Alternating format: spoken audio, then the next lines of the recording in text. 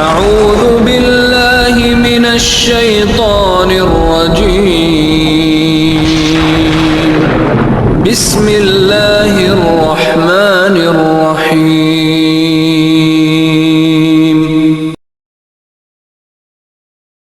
حاضرین، تفسیر صافی میں لکھا ہے کہ ایک مرتبہ کچھ لوگ سمندر میں کشتی پر سوار ہو کر سفر کر رہے تھے تو سمندر میں سے ایک آواز دینے والے کی آواز آئی، مگر اس کی صورت دکھائی نہیں تھی۔ اس نے کہا کہ اگر کوئی شخص مجھے 10,000 دینار دے دے تو میں اس کو ایک ایسا وظیفہ بتا دوں گا کہ اگر وہ ہلاکت کے قریب پہنچ گیا ہو اور وہ اس وظیفے کو پڑھ لے تو تمام بلائیں اور ہلاکتیں ٹل جائیں گی۔ تو کشتی والوں میں سے ایک نے بلند آواز سے کہا کہ آؤ، میں تجھ کو 10,000 دینار دوں تو تو مجھے وہ وظیفہ بتا دے۔ تو آواز آئی کہ تو دیناروں کو سمندر میں ڈال دے، مجھے مل جائیں گے۔ چنانچہ کشتی والے نے 10,000 دیناروں کو سمندر میں ڈال دیا۔ تو اس غیبی آواز والے نے کہا کہ وہ وظیفہ وَمَن يَتَّقِ اللَّهُ آخر تک یہ آیت مکمل ہے۔ تجھ پر جب کوئی مصیبت آن پڑے تو تو اس کو پڑھ لیا کرنا۔ یہ سن کر کشتی کے سب سواروں نے اس کا مذاق اڑایا اور کہا کہ تو نے 10,000 دیناروں کی کثیر دولت ضائع کر دی۔ تو اس نے جواب دیا کہ ہرگز میں نے اپنی دولت کو ضائع نہیں کیا اور مجھے اس میں کوئی شک نہیں ہے کہ یہ قرآن شریف کی آیت ضرور نفع بخش ہوگی۔ اس کے بعد چند دن کشتی چلتی رہی، پھر اچانک طوفان کی موجوں سے کشتی ٹوٹ کر بکھر گئی اور سوائے اس آدمی کے کشتی کے تمام آدمی مر گئے۔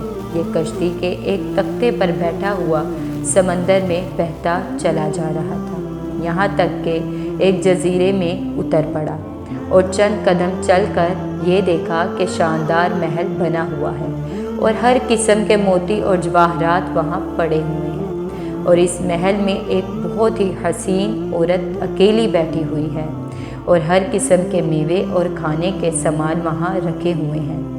اس عورت نے اس سے پوچھا کہ تم کون ہو اور کیسے یہاں پہنچ گئے؟ تو اس عورت نے اس سے بڑے اصرار سے یہ سوال کیا۔ تو پھر اس نے عورت سے پوچھا کہ تم کون ہو اور یہاں کیا کر رہی ہو؟ تو اس عورت نے اپنا قصہ سنانا شروع کیا کہ میں بصرہ کے ایک عظیم تاجر کی بیٹی ہوں۔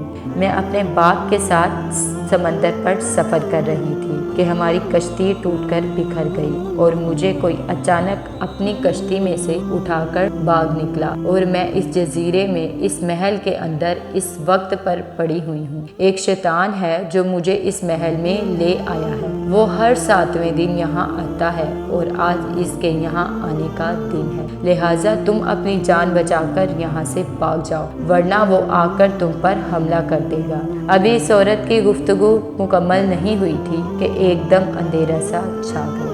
تو اس عورت نے کہا کہ جلدی بھاگ جاؤ، وہ یہاں آ رہا ہے ورنہ وہ تم کو ضرور ہلاک کر دے گا۔ چنانچہ وہ آ گیا اور یہ شخص کھڑا رہا، مگر جوں ہی شیطان اس کو دبوچنے کے لیے آگے بڑھا تو اس نے وَمَن يَتَّقِ اللَّهَ کا وظیفہ پڑھنا شروع کر دیا، تو شیطان جل کر راکھ ہو کر ڈیر ہو گیا۔ یہ دیکھ کر عورت نے کہا کہ اللہ تعالیٰ نے تم کو فرشتہ رحمت بنا کر میرے پاس بھیج دیا ہے، تمہاری بدولت مجھے اس شیطان سے نجات ملی۔ پھر اس عورت نے اس مرد سے کہا کہ ان موتی جواہرات کو اٹھا لو اور اس محل سے نکل کر میرے ساتھ سمندر کے کنارے پر چلو اور کوئی کشتی تلاش کر کے یہاں سے نکل چلو۔ چنانچہ بہت سے موتی اور جواہرات اور پھل وغیرہ کھانے کا سامان لے کر دونوں محل سے نکلے اور سمندر کے کنارے پر پہنچے تو ایک کشتی بصرہ جا رہی تھی، دونوں اس پر سوار ہو کر بصرہ پہنچے۔ لڑکی کے والدین اپنی گمشدہ لڑکی کو پا کر بے حد خوش ہوئے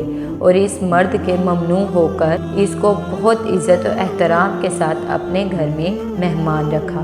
پھر اس لڑکی کے والد نے پوری سرگشت سن کر دونوں کا نکاح کر دیا اور دونوں میاں بیوی بن کر رہنے لگے، اور اس عورت سے خدا تعالیٰ نے اس مرد کی اولاد بھی دی اور وہ دونوں بہت ہی محبت اور الفت کے ساتھ خوشحال زندگی بسر کرنے لگے۔ حاضرین، اس واقعے سے ہمیں یہ سبق ملتا ہے کہ اللہ تعالیٰ کے کلام میں بہت ہی برکت ہے۔ اللہ تعالیٰ کے قرآن پاک میں ہمارے لیے شفا موجود ہے، ہمارے لیے مدد موجود ہے۔